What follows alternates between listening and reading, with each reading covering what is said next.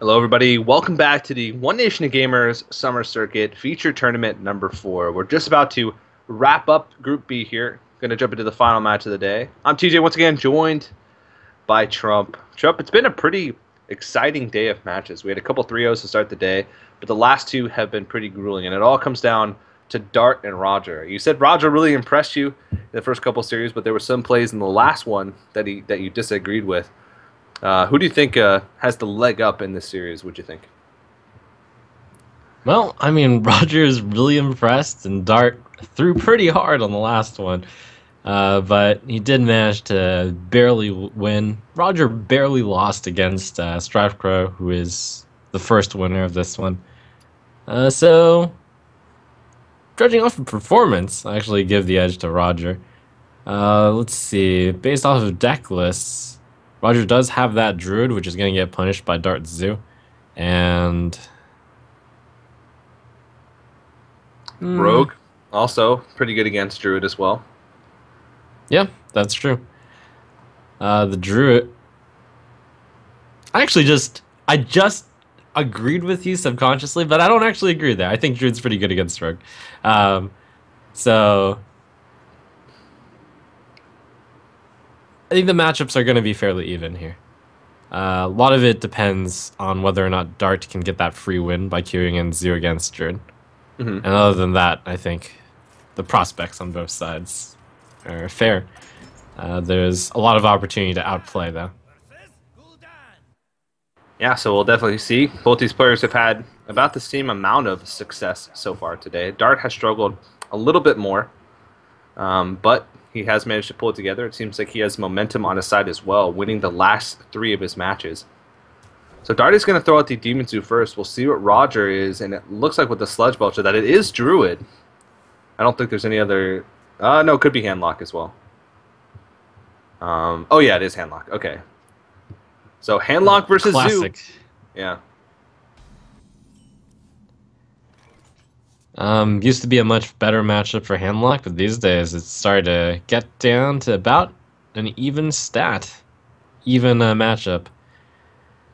The Zoo's goal is to be able to get enough pressure on the board. I believe Roger lost to Strafcrow Zoo with this Handlock versus Zoo, if I remember correctly. Somewhere in here there was a Zoo, which beat a Handlock. I can't remember. Too many games mixing together today. That last series really threw me for a loop. Yep. Roger, Roger with a slow-ish hand. In this matchup, you can get away with... This is like the matchup, unlike Hunter, where you can just barely get away with tap-tap giant. Drew into the Ancient Watcher, so it may be tempting to Ancient Watcher into Owl Tap, just because if you tap right here, you're only hoping for exactly giant units, making... Silences the egg. That does eliminate a 4/4 in the future. And Dart could have activated it with the Power Overwhelming. yeah. Just getting that out of the way earlier rather than later, because he knows that egg's eventually going to get value, whether or not he has to AoE down a board or, like you said, activating that with the Power Overwhelming. Roger's still not finding one of those big threats early. Not finding a Twilight Drake, not finding a Mountain Giant, even though Mountain Giant would be a little bit of a liability. Right. This hand's interesting though.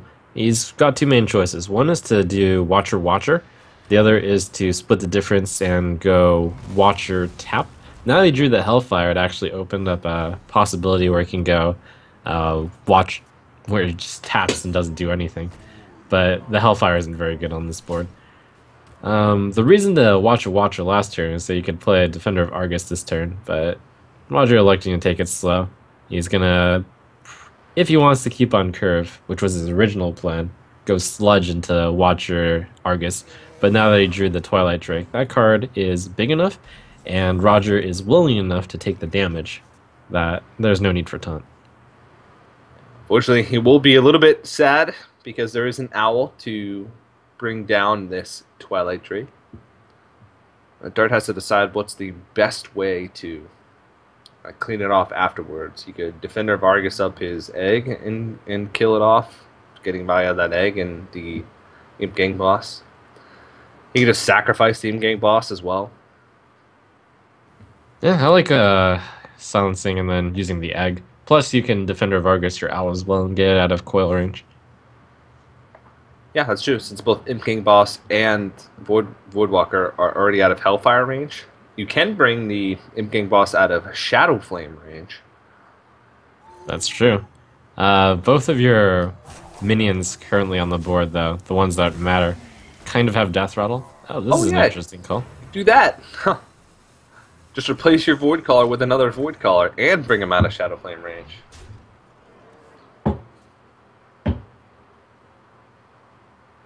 Yeah, that's a pretty good play. I suppose the downside of that play is he doesn't actually have another... The Void Caller is kind of valuable even if there's nothing to bring out yet, because eventually there will be. Roger goes with the expected Watcher, Defender of Argus. That's going to be quite a wall to get past. Yeah. Power Overwhelming on the Owl is an easy way to get rid of one, but the other one is more tricky. Loatheb is a way to buy you time, though. Yeah, that Loatheb's really good to protect this board. It's a pretty big board. So he's baiting that he has a demon. Because last turn he emoted that it was a mistake by Void Collaring out another Void Caller. And this turn he moused over the Void Caller for just a second with the Power Overwhelming to give the illusion to Roger. Oh no, and then he traded it in. Never mind. The illusion is shattered. The illusion is shattered. I'm not sure why he emoted that was a mistake then. Oh well. Maybe he was planning on going for it. He did have an extra turn to buy himself with the Loatheb, but... Well, Dr. Boom's just going to be played here, and Roger's going to have not the worst time dealing with that. BGH Hellfire will clear the whole board, actually. Yeah, even better, he could get the Molten Giant out. In fact, he's very likely to get the Molten Giant out. In fact, it's impossible for him not to. Yeah. He's probably going to hope that the Boobots don't hit him for too much.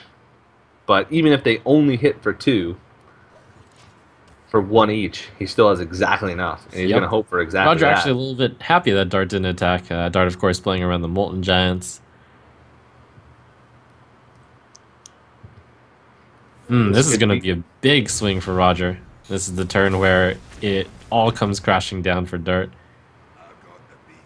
A reasonable outcome. That's exactly average. 5 damage from a little above average.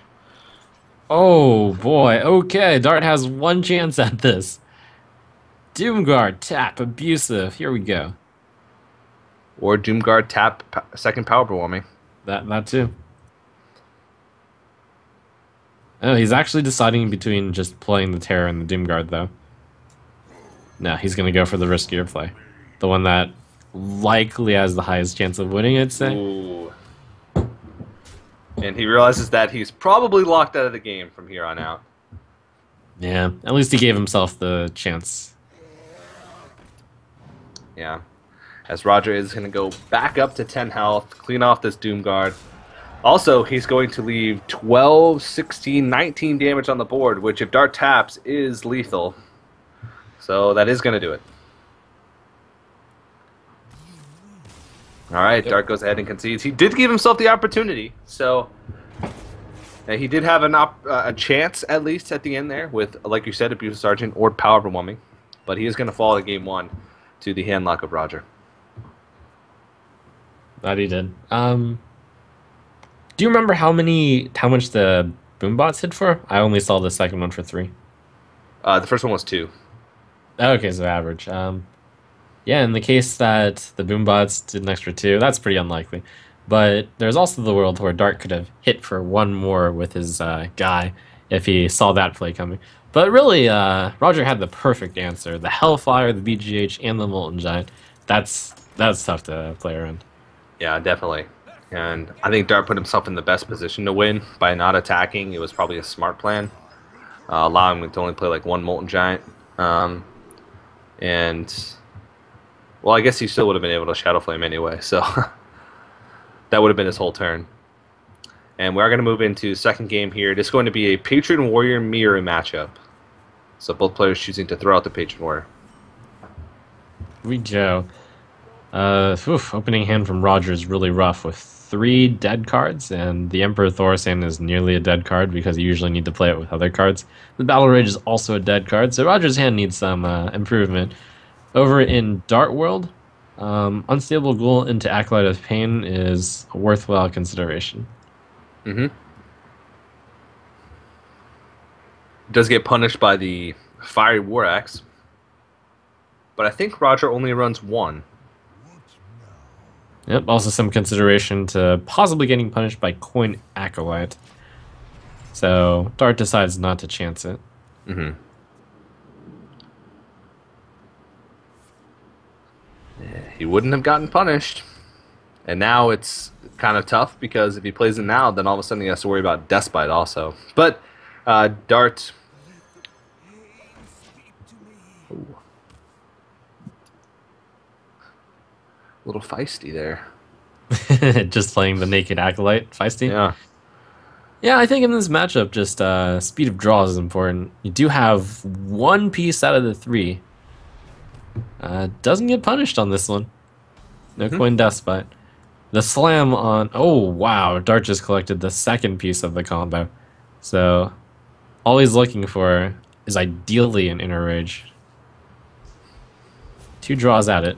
Probably 3. 4 even. If you count the natural draw. Uh-oh. Oh, wow. He picked it up. Okay. This is going to be tough for Roger. He needs to get like a Harrison Jones to stop the Despite.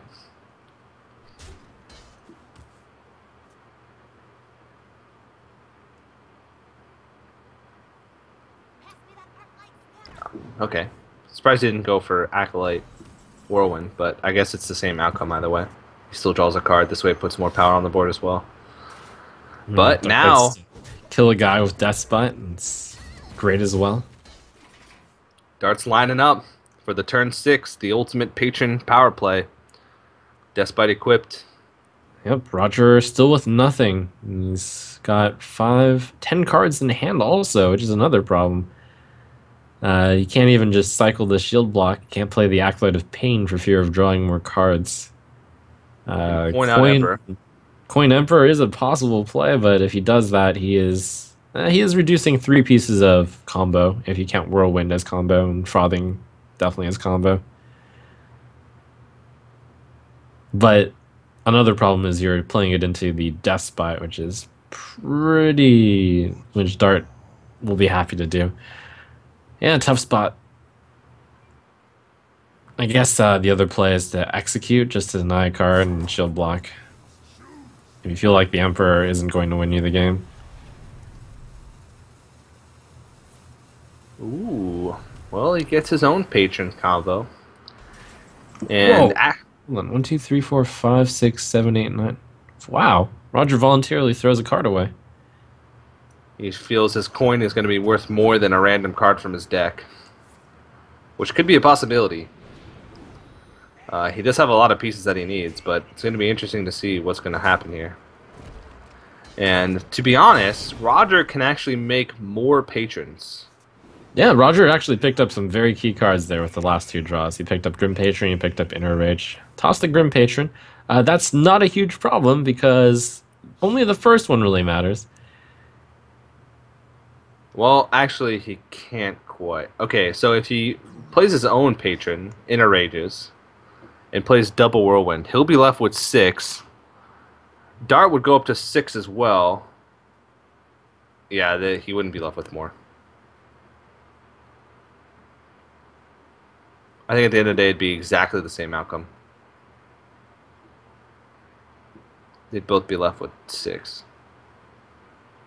The Thorsan is looking pretty good, though. It's now hitting the Grim Patron and a Frothing and 2 Whirlwinds. If Roger had a Warsong Commander, this could be quite a glorious reversal. But he's going to need it.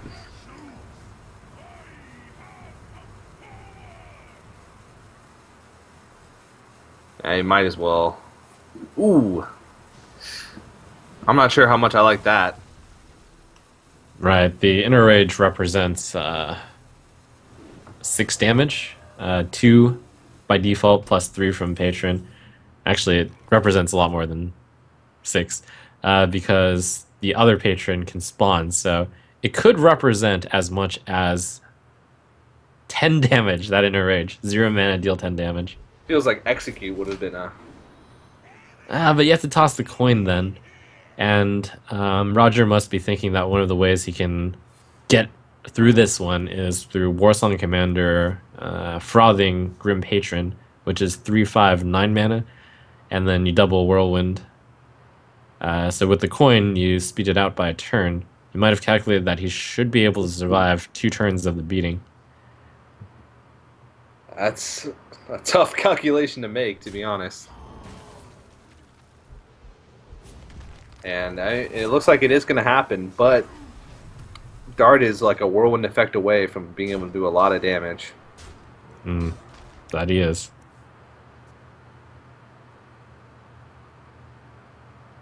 Slam. That doesn't help. I He mean, he might can just cycle. it. Yeah. Oh, he's going to cycle on his Acolyte. That's good. 2 draws. 2 more cards of Battle Rage. Roger has a lot of damage if he draws Warsong Commander. 4/8. Oh, misses. He's got one more draw at it. Well, no, he's got some time. I think he has to throw an Armorsmith here. He can't risk one of these Warsong Commander being overdrawn. No, he used the... Oh, that's right. Yeah, he has There's to. an Acolyte of Pain on the board. Oh, that's tough. Because he's not going to win by outvaluing, I don't think.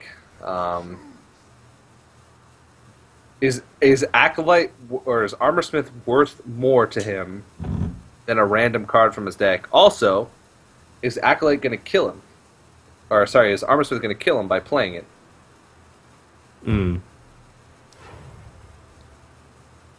Oh, boy.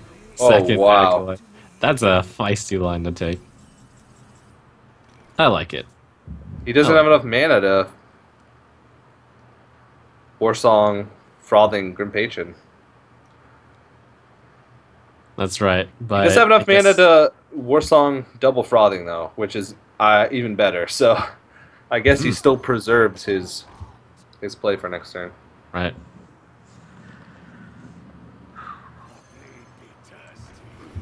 This is going to be close.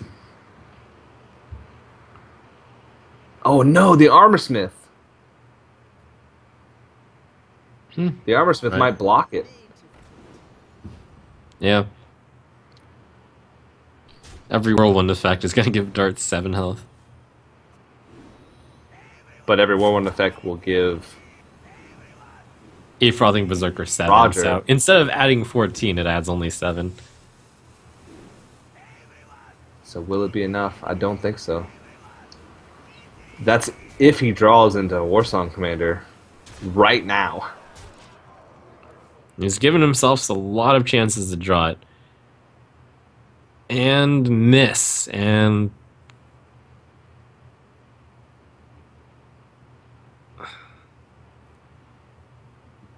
Yeah, I don't think there's a way. even though the board is full, with only 2 Whirlwind effects, with 3 Whirlwind effects, there might be something here.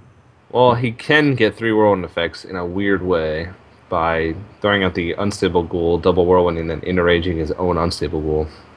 The problem then would be The Frothing don't kill Berserker. the Armorsmith, because then that puts a space on the board, and if you don't kill the Armorsmith, you give the opponent 21 armor. Well, also, he doesn't kill the Frothing Berserker. Yeah, the Frothing Kill the Berserker Frothing is Berserker. a little bit of a problem.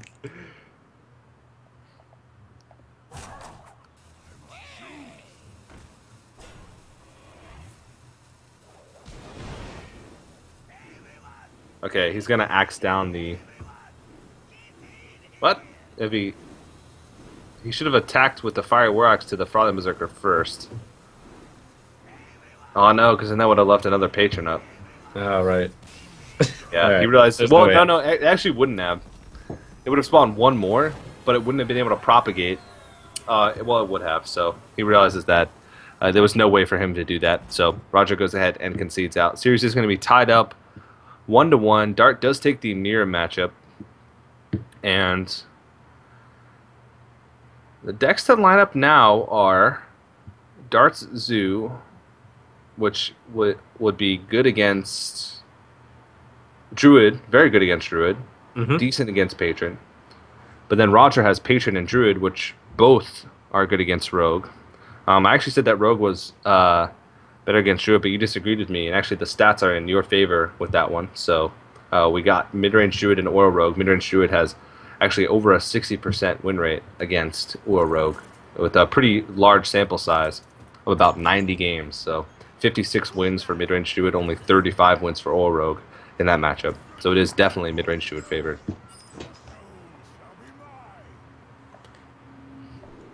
Yeah, so a lot of this is just going to come down to does Zoo match up against Druid?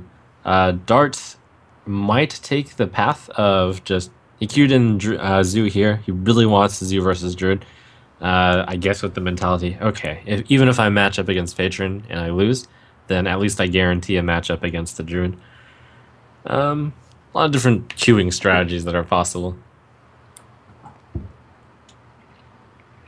Yeah. Maybe Roger saw through that and went with Patron. Maybe they had completely different lines of thought. Who knows? At the end of the day, it's really hard to try and predict. There is some strategy behind it. The strategy is made better the more you know about your opponent. But sometimes, even then, people can throw curveballs and just pick whatever deck they want to, not put strategy. And in the end, that sometimes is the better way to do it. Yep. A lot of different philosophies in terms of which one to coin out against the Patron Warrior. You're afraid of Axe, so sometimes you go with like a Creeper or an Egg, but Dart just charges forth with the highest attack value, the one that would do the most damage. And that's a fine way to go.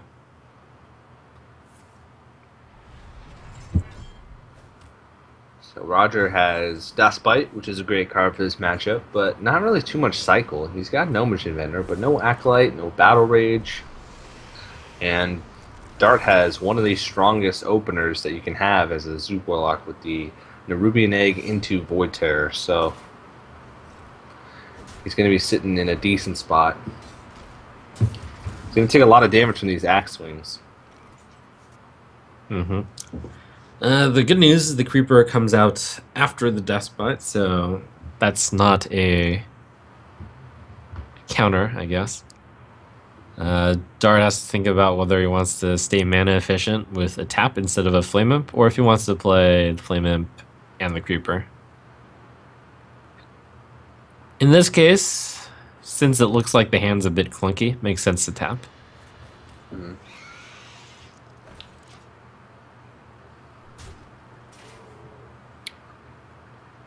Not a lot of power on the board, though. Cool Taskmaster. Doesn't really help.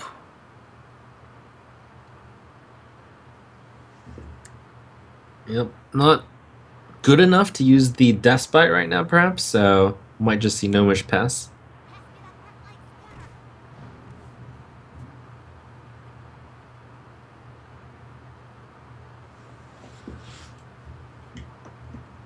Man. Roger's really not picking up into things that are going to help him fight too much for the board. Well, or better yet, he's picking up things that can help him fight for the board, but he's not really picking up any threats of his own or any ways to cycle into more stuff.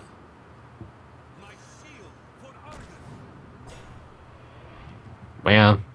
His hand isn't very harmonious, I suppose is a good way of putting it. Yeah. It's not like the Patron hand where you're like, oh, just one more turn and he can go off. Not quite there yet. Fireworks doesn't help at all because he already has a weapon equipped to this turn.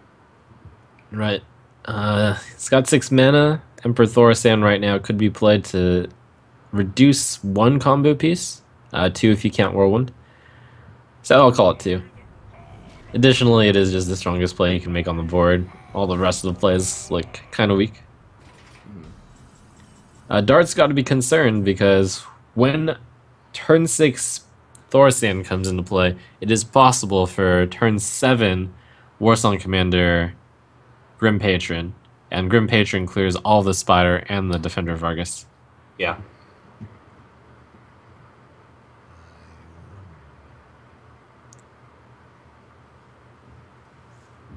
I've seen a lot more ooze as a popular tech choice in Oh Zoo man, nowadays. that ooze is a big deal. Yeah. It really is. It helps this matchup so much. I mean, just having weapon removal in general helps your matchup against patrons so much. Because all of a sudden they're forced to have an additional whirlwind effect. Of a very interesting path where he sends in the creeper first, and then it breaks, and then he kills off his own spiderlings with the whirlwind effect. That could have been a play around the specific war song, but it looks like Dart is instead just doubling down. He is applying a lot of pressure. I mean, Roger's at 14 health. He needs something right now, and that's not it. Right, what he needed was Patron. One Patron clears the board here and makes your board nearly unstoppable. And I guess Dart was just living in the world of, okay, if he has those 2 cards, then he wins. If he doesn't, then I'm in a really good spot. Not even that good a spot, though, because a Whirlwind does clear off a good amount of this stuff. Execute the Spider, Whirlwind, Axe. That's a clear board. Yeah. If only Roger had something to go with it, like an Acolyte of Pain or a Battle Rage. Yeah, it's been or just a Patron. Or just a Patron. It's going to be a bit sad when the Dr. Boom comes out next turn, though. This is interesting. It looks like I was alluding to if only Roger had something, but he's going to make something out of his cards and the Whirlwind effects. So instead of drawing a card, he's going to go with the armor gain path. Well, we needed to get the attack off with the cool Taskmaster here. And he did. Preserves the Fiery War Axe as well. And if Dr. Boom's played, he will have something to give Execute to, or to proc Execute with. We'll have to sacrifice either his Inner Rage or one of his creatures. They're looking for Battle Rage. Slam, that's good. It's an Execute activator. It also cycles through his deck. Battle Rage would also be a fantastic draw right now. Battle Rage and Patron are the 2 cards he's looking for. Oh, not bad. Ooh. Oh, man. That is brutal.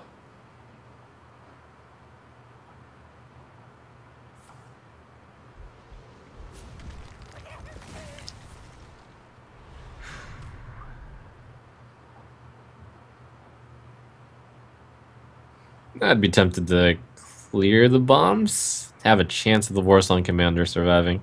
Yeah. Looks like that's the path Roger will take. It's a slim chance, but there's a chance. That's good. Oh, man. It survives. Right. There's a chance. Oh. Okay. It wouldn't be... Yeah. Dark can't...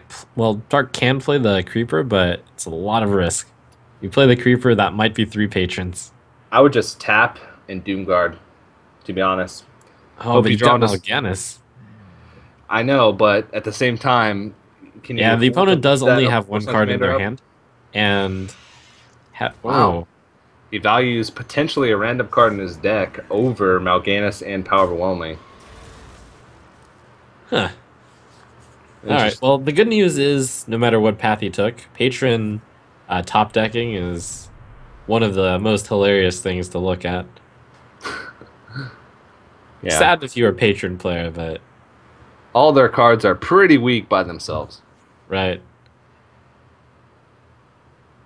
So we could just see, like, a pretty easy 3 swings from Dart. Maybe 4. Easy to whiff 4 draws in a row if you're Patron. Yeah. And you have no hand. Mm-hmm.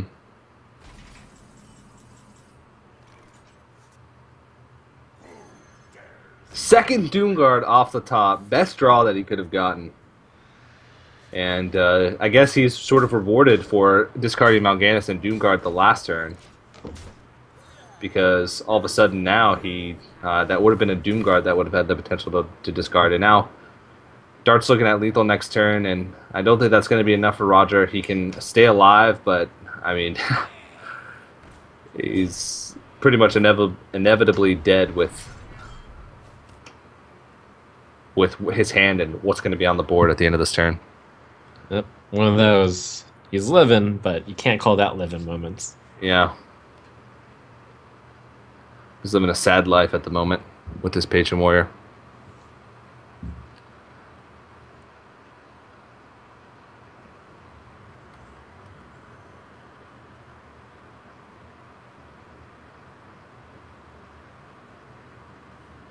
All right. He's going to see if there's any way for him to survive this, but I just don't really think that there's going to be.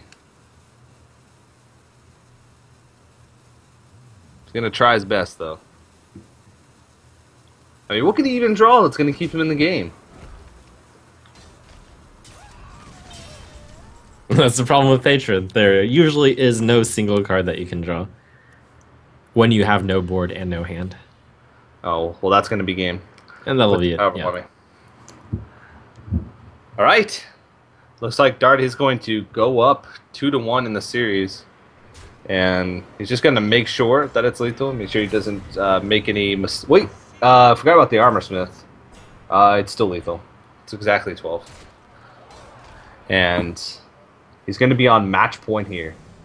He has to find a win with Rogue against either Druid or Patron Warrior. Okay, you might find that a little bit difficult, as Druid is favored and Patron is close. So still anyone's game, though the match itself is favored for Dart now, of course, up 2-1. Mm-hmm. All right. Now, there have been a lot of debates recently about the matchup between Rogue and Patron Warrior. At the beginning, when Patron Warrior was still relatively new, players were thinking, oh, Rogue is definitely favored because they have multiple board clears. But recently, a lot of players have been going more towards the line that Patron is actually favored. And I believe we looked at the stats the other day, and Patron Warrior did have a higher win rate in the matchup. It did. Monk actually told me it used to be Rogue favored, and then Patron has had a really big streak according to tournaments played, having won the last 10 straight or some such thing. So that's really moved it towards the Patron's favor. Hard to say whether that's small tech choices from both sides, one side, or if it's simply experience from Patron, or if it's just variance. Yeah. Patron players might be learning how to play against Rogues. They're learning. No. Roger's faced with a difficult choice here.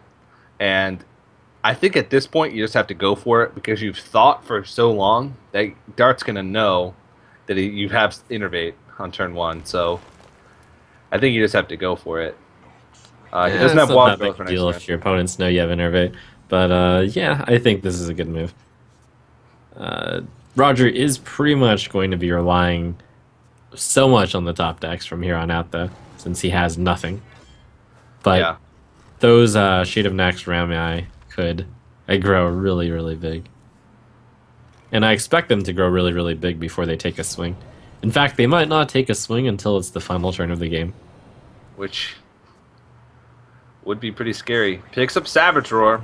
Okay. There's the first piece. Dart's got a decision to make. He can Blood Mage or he can coin Violet Teacher. If he plays Violet Teacher, he can get immediate sap value.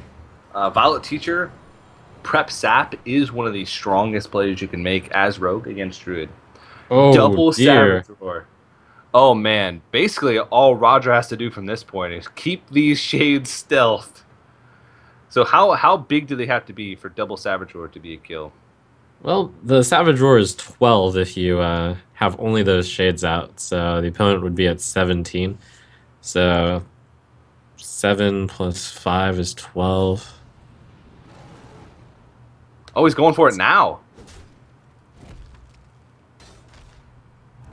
That's bold. That's a lot of pressure. He's going to put it at 17.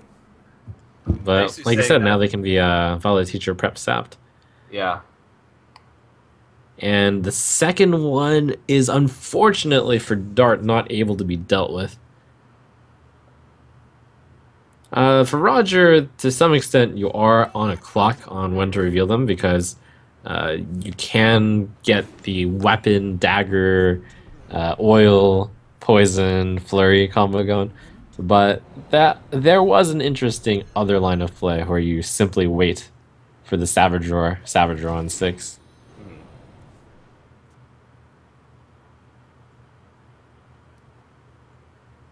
With this play, though, you do get the 4 extra damage.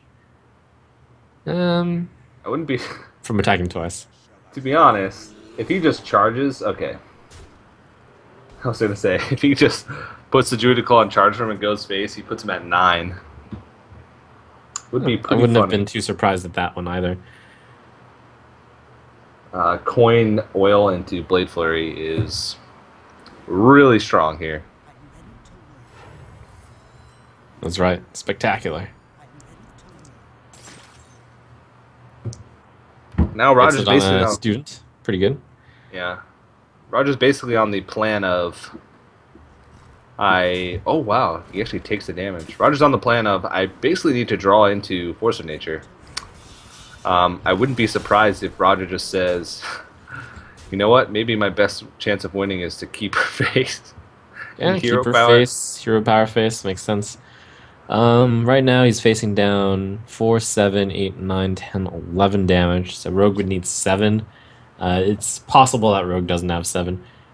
So if you think Rogue has 7, you go Sludge. If you think Rogue doesn't have 7, you go... Roger's taking a... Oh, he found the key. He found the he found the force, but unfortunately doesn't have the mana to like finish it off now. Oh, the shade will work. This is gonna come down to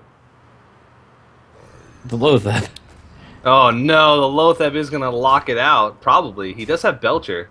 If he didn't have Loatheb, that would have been exactly lethal with Savage or Keeper. Right. Or just Force of Nature. Oh yeah, or just Force of Nature. But Belcher's gonna be his last hope here. Oh man, that Loatheb. Can it hold? Right now, Dart only has 4 extra damage. So, Sap will work. Will Eviscerate do it? Gets in the damage, too. There's the Sap! Oh, there it is. Wow. Dart is going to take the series. A really close one, because that was on the next turn. I suppose there was a lot of outs for him. I think Blade Flurry would have done it. And Dart gives a little bit of a fist bump there. Illuminati.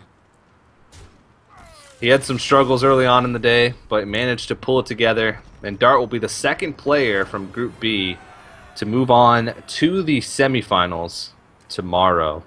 His first matchup, he will face the first place player from Group A, which was Silent Storm, I believe. So our semifinal matchups are set. It's going to be Chalky versus Strifegrow and Dart versus Silent Storm. So that's the semifinal lineup for tomorrow. That's a pretty stacked lineup, I'd say. Yeah, going to be exciting to see which one emerges victorious, and we'll have a chance to face the final boss, aka Trump, at PAX, where there's going to be $25,000 on the line, 320 Hearthstone points, World Championship points. And also with that, I believe... by 320, I meant 230. Got the numbers right. The order wrong. There you go. Yeah, 230 World Championship points. And with that, Roger is out of contention for the running... That's too bad. That's right. Roger only needed to win today. Mm-hmm. Yeah, well, he needed to get top 2, so tomorrow would have guaranteed him top 4. He would have only had to win 1 match tomorrow. But Roger's out of contention, so that means Tom 60229 has locked a spot for second place in GEICO points. So I believe he'll be the 7th player joining us at PAX. So one spot remains, and that will be determined tomorrow. Once again, $25,000 on the line for the grand finals at PAX. As Trump mentioned, 230 World Championship points. It's already a stacked lineup, so make sure you guys look out for that tournament at the end. But we still have the conclusion of feature tournament number 4. Once again, tomorrow. There's still a lot of money on the line for the feature tournament as well. It's about a $5,000 prize pool, I believe, even more than that. 4,500 plus 1,500, so $6,000 prize pool on the line for the feature tournament. So players, even if they don't manage to make it to PAX, they still have a lot of money to win. And also, guys, we're still doing the official TSM PC giveaway. So if you want, head over to geico.onog.gg and enter to win that. It also helps support us. It gives GEICO, as a title sponsor of the event, a good idea of how many people are supporting what they're doing with the summer circuit. And but I think that's going to do it for us, Trump. Do you have any final words, any shout-outs that you'd like to give before we close it out? None other than cool tournament. See you tomorrow. Alrighty. Early morning again. Early morning again. Yeah, that's right. We will return tomorrow morning at 9 a.m. PST. That is noon EDT. So make sure you guys set your alarm clocks and join us if you're on the West Coast. It's going to be definitely a fun time tomorrow as we get to the conclusion of the final feature tournament. Once again, guys, from myself, from Trump, from One Nation of Gamers, Team Liquid, TSM, and GEICO, thank you for joining us, and we'll see you tomorrow.